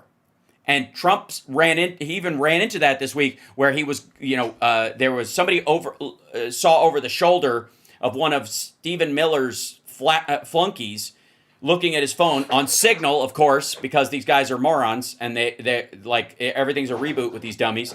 He was talking about how, Hegseth wanted either Stephen Miller or somebody around him was suggesting that they use paratroopers in Portland and in Chicago.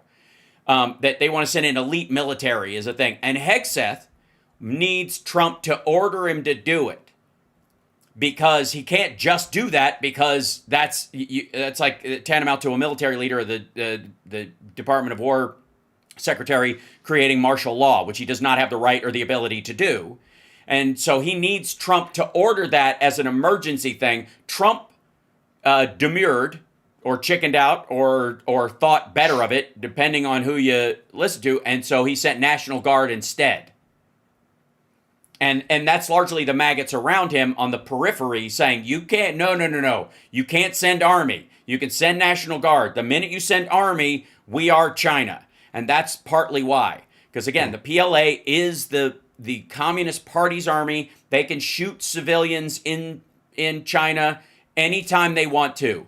Extrajudicially. They are considered, if you are not following the party's line, you are considered an enemy combatant inside your own country.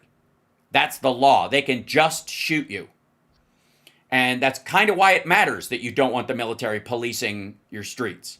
And so, but the problem is the PLA, right now, Zhang Youxia is more than likely running things instead of Xi Jinping, who's largely a figurehead who's looking for the door.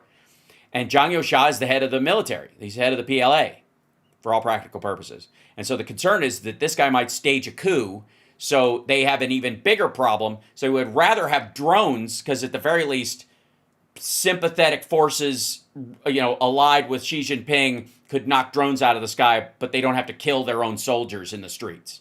They wouldn't have an actual faction fight a la, the post-World War II nationalists versus the communists kicking up in the streets again, which is what they're really afraid of right now. That's the danger right now. And the labor issues they're having are causing that kind of fomented violence. There have been I want to say 148 labor marches in and around the Beijing area alone in the last 2 years. And there used to be none. So yeah, they're using drones to spy on their people all the time. They will at some point use them to snuff people. They have no qualms about that, and they have the legal right to do it under their structure of government. They can kill anybody with whatever weapons they have whenever they want to, because every other citizen that isn't on board is an enemy combatant the minute they say boo. That's it. And I don't think people recognize that about, it's the most North Korean part of the current situation in China. And it's also, by the way, what Russia does de facto, even though they allegedly have, a RADA or whatever, they do that anyway. They just put you out a window or have somebody spray something in your face, but it's effectively the same rule. You're inside or you're outside. And Trump definitely loves the idea of that, but luckily he's surrounded, at least currently, by not adults, but people who are scared that the system might change and the weapon might be in the other hand, and they want to make sure it doesn't exist. So that's why you're seeing a lot of people stomping the brake on some of these things. We'll see where the Supreme Court goes with this. It's already dangerous in that regard, but there is a limit to what he can do. Yeah. So let's see. Would you like another question? Yeah. Let's tease another one because we got about a minute before this break, and we'll get that in there Nice. as well. So this is from Ruben Michaels, and they're asking, I thought Ukraine was producing their own type of tomahawk or something like it. Yeah. Flamingo. More after the break. The flamingo, yes. We'll talk about it on the other side. Ooh. It's not pink. Sounds pink. Yeah. It's the House Sparks radio program, Mega Worldwide.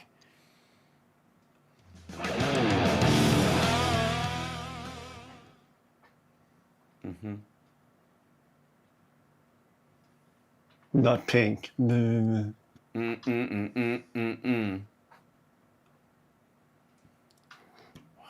going on?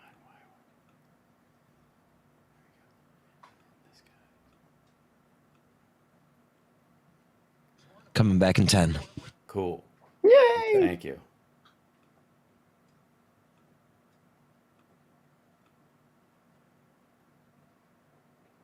Excellent.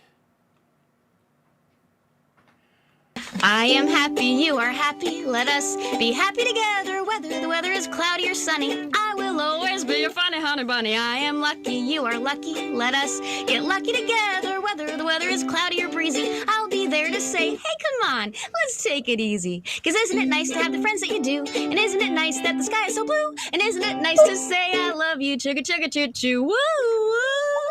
I am smiling, you are smiling. Let us smile together, whether the weather is cloudy or stormy. I will still be there in the morning. I'll be right by your side in the morning. I'll make you breakfast in the morning. I hope that you like cereal. Yay! So, yeah. I mean, I think above all, on the edge of all this stuff, I think I'm just going to celebrate the new peace deal where we're going to have peace in the Middle East for the first time in 3,000 years, and it's going to be, and I quote, an eternal peace. It's going to last forever. That's a mighty long time. That's yeah, and I'm here to tell you. It's something else. I'm here to tell you. Yeah. So yeah. Okay. So you want to reread the question for us, Johnny Million? I sure do. Wouldn't it be fun if I just read a totally different question? Totally. But I'm not gonna. Ruben Michaels is asking, I thought the Ukraine was producing their own type of tomahawk or something like it. Mm-hmm. They are. They've developed a cruise missile called the Flamingo. It even has a longer distance apparently than the Tomahawk, and carrying a larger warhead, but it flies slower and so is more susceptible for air defense, to air defense. And it's not. The Tomahawk remains a more sophisticated, more accurate, more capable cruise missile. But the Flamingo does use some more cutting edge technology, and again is built to do more damage than the Tomahawk itself. And so it's like it has been looked upon as something to attack oil refineries, right? Industrial centers, potentially to actually hit the bridge, the Kerch Strait Bridge. Yeah, those things could do. Now, how many of these things they're producing, and on a daily basis, how many do they have stockpiled? We don't really know. There was a little bit of kind of I think it was a little performative because somebody was brought to one of these production centers and they saw one of these flamingos that had the number 231 written on the side of it. So indicating that that this was there are 230 of them number already. 31. Right. Yeah, and that was Yeah. like 2 weeks ago. Sure. But, who's to say? Who's to say? Regardless, there are reports that they've already been in use. Mm-hmm. And the domestic military capability of the Ukrainians is growing every single week. It's getting bigger and bigger and bigger, and it's going to be, I think, and I'm not the only one who shares this opinion, it is going to, when the Americans withdraw from Europe to a larger degree, I don't think that we're ever going to really fully leave. Mm-hmm.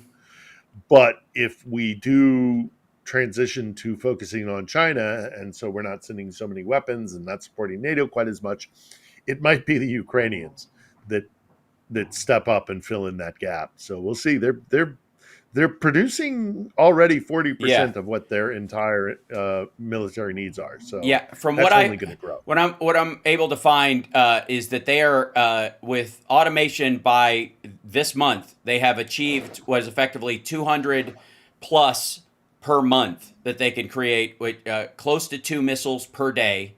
And by it's September, they only had 50 missiles a month. So by this month, they have. That's why the 210 or 211 number or whatever, 221, whatever it takes. That's why that number, because they've literally tripled their production month over month from August, because they were just getting up and going. And apparently they're cranking these things out. And the Flamingo's a lot closer to the Barracuda. It's not as powerful, but it's fairly close. And for their purposes, it could be plenty. Mm-hmm. Right. Yeah, they're going to they're going to do a lot more damage to Russia's oil and gas infrastructure. And that's not going to stop when the muddy season comes in, because missiles and drones don't care about mud or frozen ground. No. So I think the Russians are in for a tough winter. Right. Yeah, exactly. They drones don't get trench foot. Let's see. I think we got time for another question or two, Johnny. Sure thing. This is from Robin M. Has Phil seen Cubans in the Russian forces? I read they're getting hired and tricked into becoming soldiers on the offensive. Well, I haven't seen them myself, but I've heard that. Yeah, I've heard that there are Cubans out there fighting with the Russians. That should surprise absolutely nobody. Mm-hmm. DPRK. There are certain African nations that are friendly to the Russians that have sent soldiers by design, because Moscow is still engaged in not exactly soft power as we would consider it, but they have been buddying up to a bunch of countries that are in the global south, and in return, been given soldiers. So Cubans, I'm sure. I mean, we've all heard the report, but I'm pretty comfortable in saying they're there. Yeah, they're. I mean, they're basically offering contracts to all kinds of groups. And again, if anybody wants a lesson on that, they should check out what North Korea got in exchange, equivalently giving $9.8 billion worth of ammunition and personnel to Russia, and getting $1.2 billion worth of cash in return. And I mean, maybe they counted it as a plus to get rid of the people they were trying to broom. Maybe they're emptying their jails into the war zone, and that's why they did it. But more than likely, it seems like they were sending legit North Korean fighters, maybe not their special forces, but certainly regular infantry, to fight for Russia. And those people were turning up dead all over the place. They were being sent in first, and the Russians were just brutal about it, just to total disregard for whether they come back at all. If anything, not wanting them to. Yeah. Go ahead, Johnny.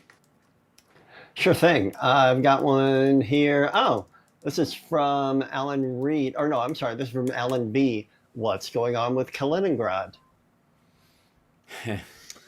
Kaliningrad is still a really big question.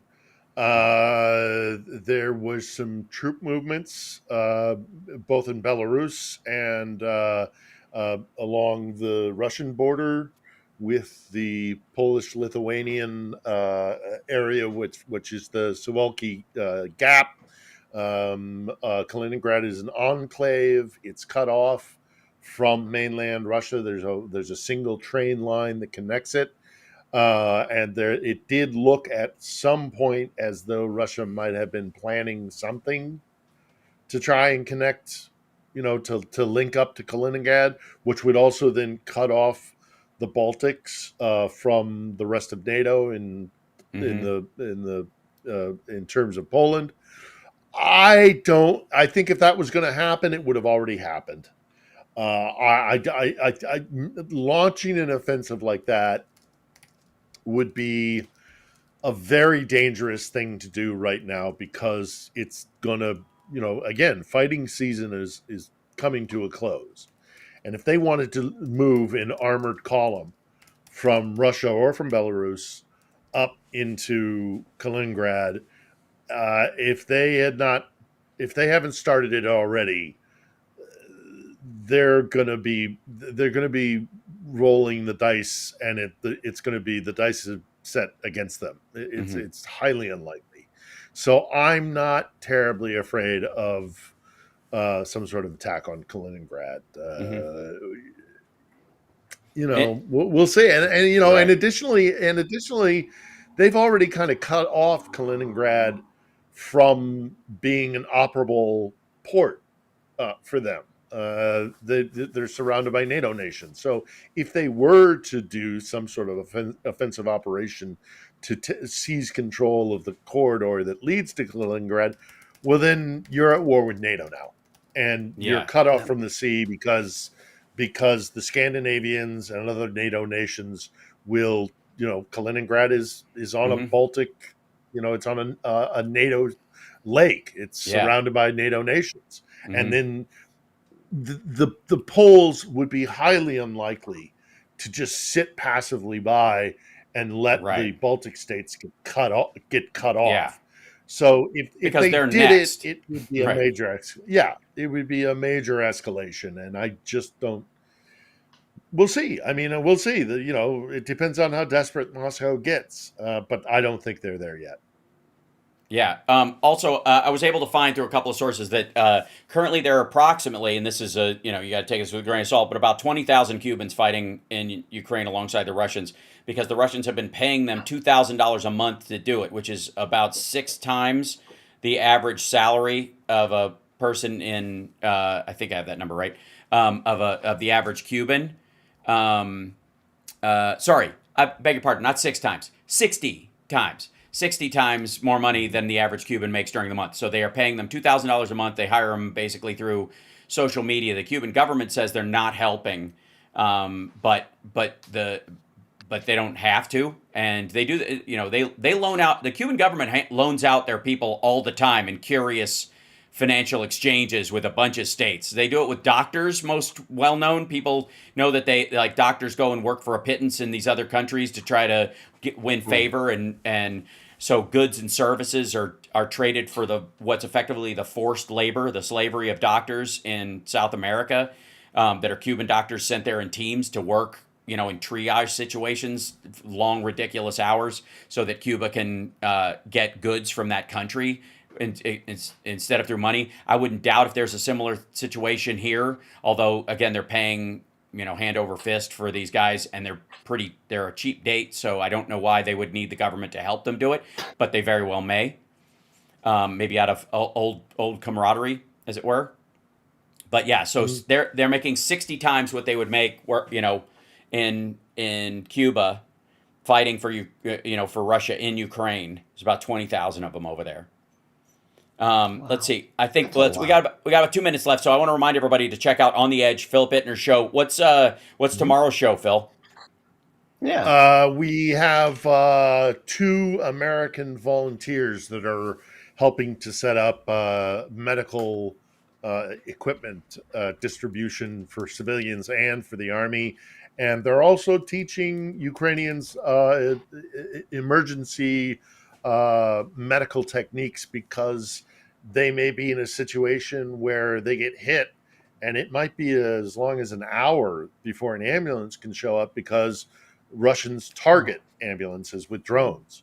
So your average Ukrainian is starting to realize that they might be the first, even if it's just putting a tourniquet on somebody, right, or learning CPR or something like that. And so it's bittersweet, but that's what these guys are doing, and we talk at great length, awesome, about what volunteers are doing and what the medical needs are here to keep people alive.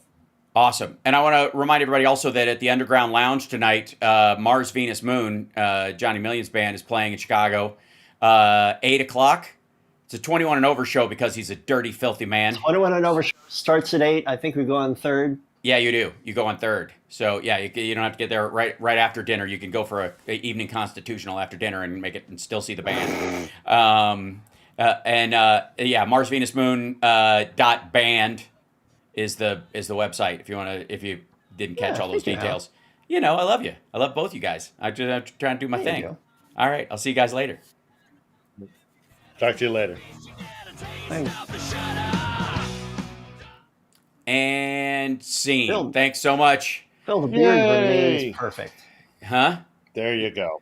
I'm just telling Phil that the beard remains perfect. I don't know what to say. It's on point. Absolutely. All he needs is a Viking helmet, and he just won't put it on.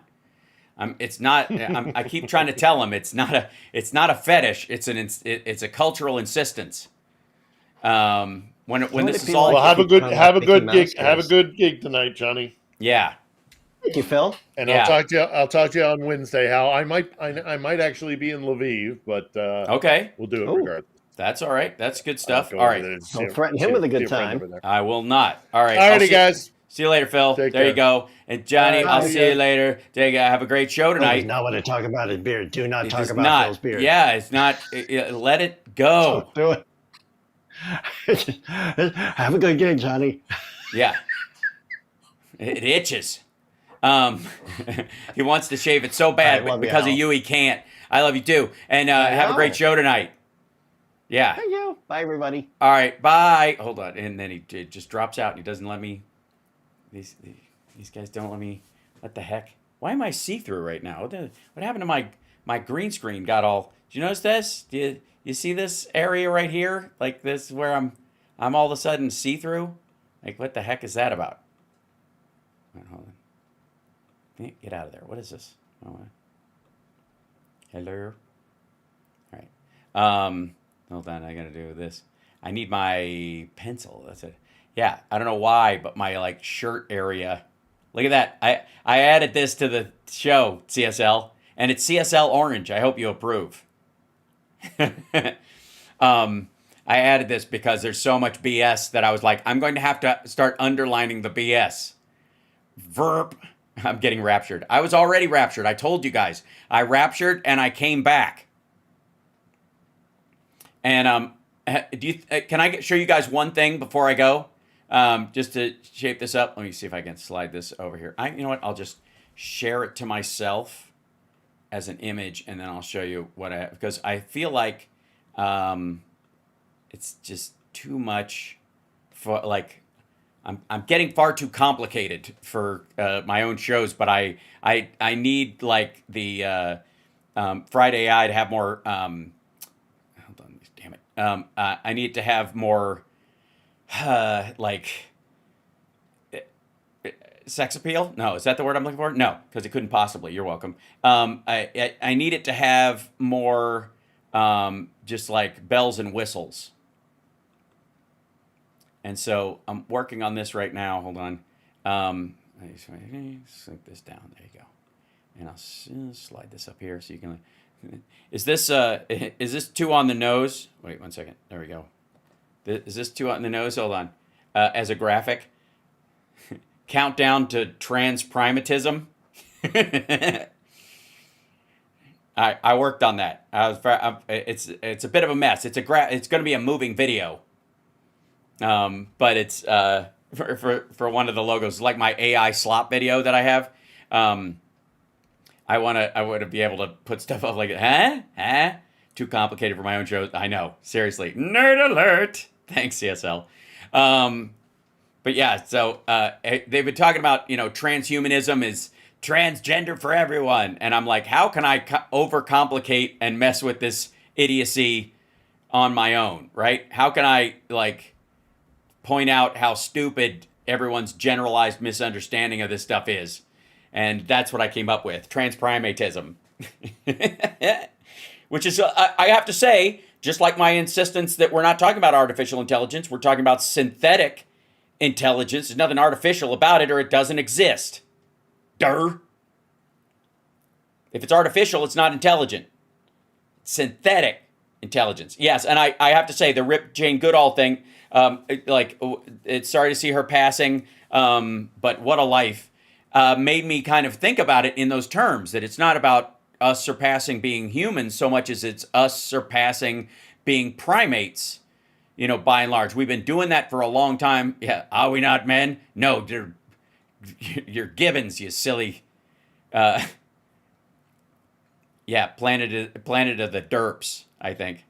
But I was like, I'm been working on graphics for the show lately to try and start building segments. All right, God damn it. Why in the world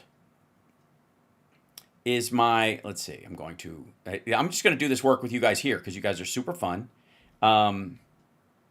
And let's see, go to this guy and then go to properties. No, I don't want properties. I want filters. And I'll put this up here so that I can see it. And then I go back to me. And then, see, I'm see-through. And this shirt is this is a black shirt. I don't know why what happened to my, hold on. There you go. That's better. Did I kick a button or something? That's so very odd. I've also noticed that when my hair is down, my face looks way wider. And when I have it up, my face looks more narrow. And I think it's my lens. I think my lens is overcompensating. It's like my little cam hub thing because it's very specific. Yes, I was reverse sparking. It happens. So anyways, much love to you guys. I will see you later. Take care of yourselves and take care of somebody else. It's not showing that you're see-through what we're seeing. My shirt looks normal. Oh. Now it's not crinkly, sparkly, whatever. Like you can, I'm more dense now, which is the goal. You don't need to know this. This is stuff that, I got to go back to working on my little AI computer. I want to show you. Hold on. My Carrie Lake lens. I don't have one of those. Hold on. Is this thing? Yeah. Hold on. I'm back here.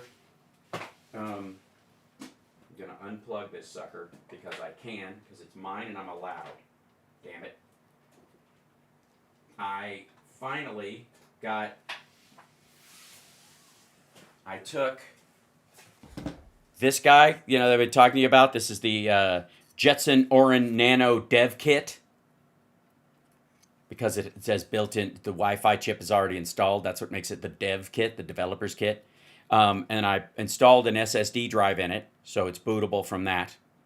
And then it has another AI, this is the Wi-Fi chip under here, and then it has this kind of control board over across the top. Never mind, it's not important. And then there's all those little pins where you can hook up things, so you can hook up peripherals and that kind of stuff. So I took one of them. I'm going to build its own little case because this is the part that I was working on, and I have to set the computer itself up before I house it in anything that might be hard to take it out of if I need to do anything else to it. Because these stupid things, you have to boot them off of an SD card, like the little micro SD cards you put in a camera, and you have to slide it in there. What the shit? Do you have any idea how hard it is to get that thing in there and get it settled and get it to click into place? I'm like, Gah! Anyways. So yeah, it's super fucking aggravating. Which is why I installed the SSD drive so that I could remove that and not need it ever again, and I can boot it off of the drive. You guys know this. I'm not telling you anything you don't know. Nerd. So Don't ditch the shirt. This is one of my. I very seldom wear my own merch, but I'm trying to get into better sales mode. But I took that. I have another one of those, and I housed it in this guy, so it's now inside this. Like, you can kind of see it through there. Whatever. This guy right here, the situation right there. That's you guys.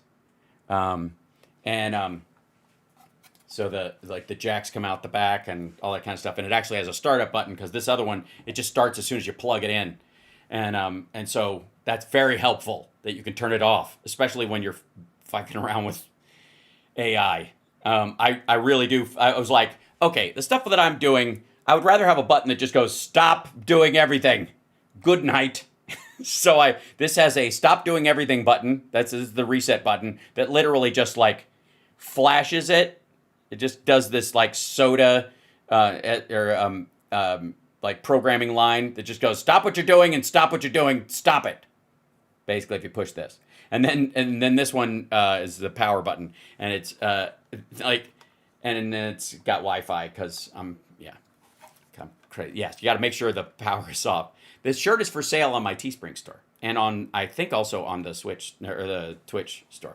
But anyway, so I did this. This arrived yesterday, and I was up last night installing it in this thing because it's aggravating getting this thing in here because it's got a bunch of wires and they don't fit well together. You have to disassemble the whole thing and put it together and stuff. Anyways, and the worst part is getting the little antenna. Okay, so if you can see this. See these little bars right at the bottom? These little things right here, these little black bars at the bottom, this part right here and this part right here. Okay, those are the Wi-Fi antennas. And they attach to the Wi-Fi card through these little prongs that are right there. Two little things right at the tip of my finger. See those? See those things? They pop off. They also pop on. They don't seal, they don't clip, they don't snap. They just, you push on them until you think you're going to break the board and then they stay. It's so...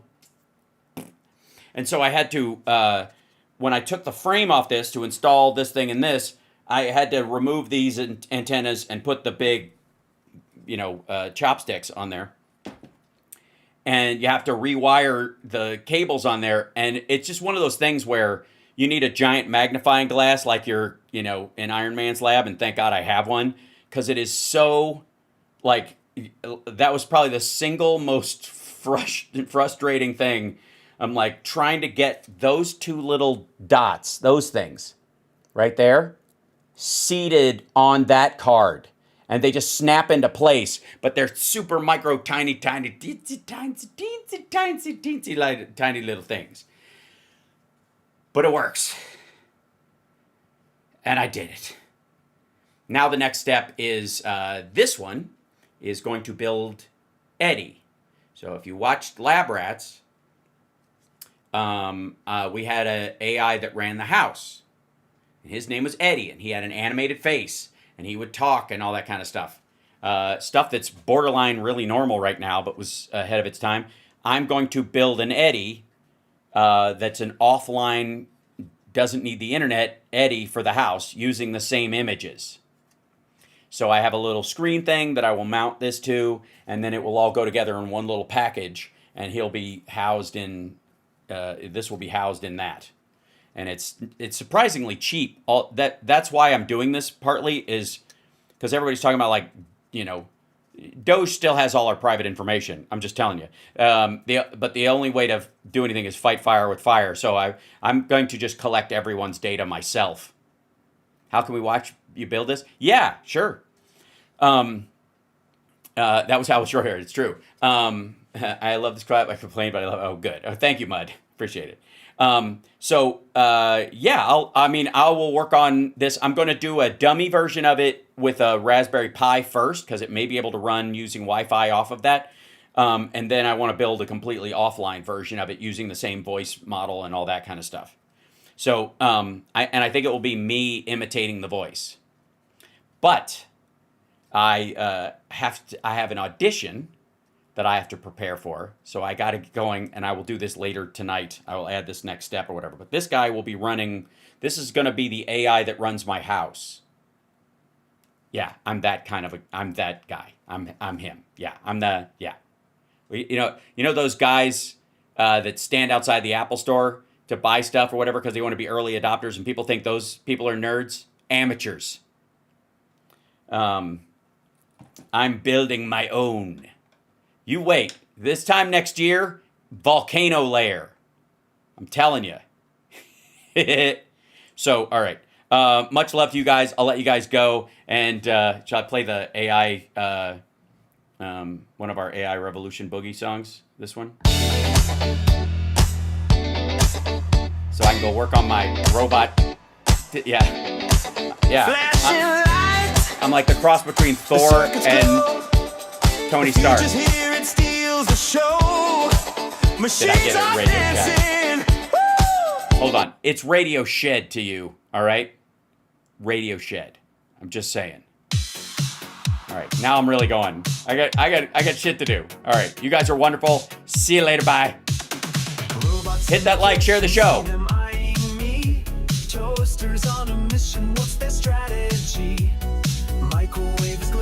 I didn't ask for any super chats, so thank you to those who did. Bless your hearts. I was so busy doing the show, I didn't get a chance to acknowledge it, but thank you so much.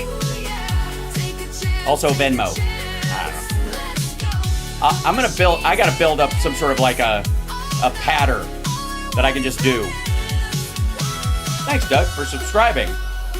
Drywick Geek, thank you so much. Good to see you. Act. AKA Act.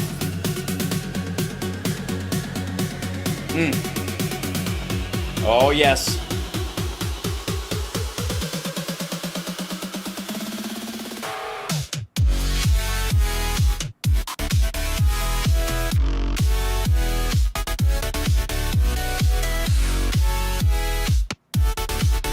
Thank you, Michael. Smartphone's got a glitch, it's plotting my demise. Laptop's acting twitchy with its glowing eyes. Wired world attacking, can't they let me be? I'm just trying to groove and feel the energy. But I just wanna dance.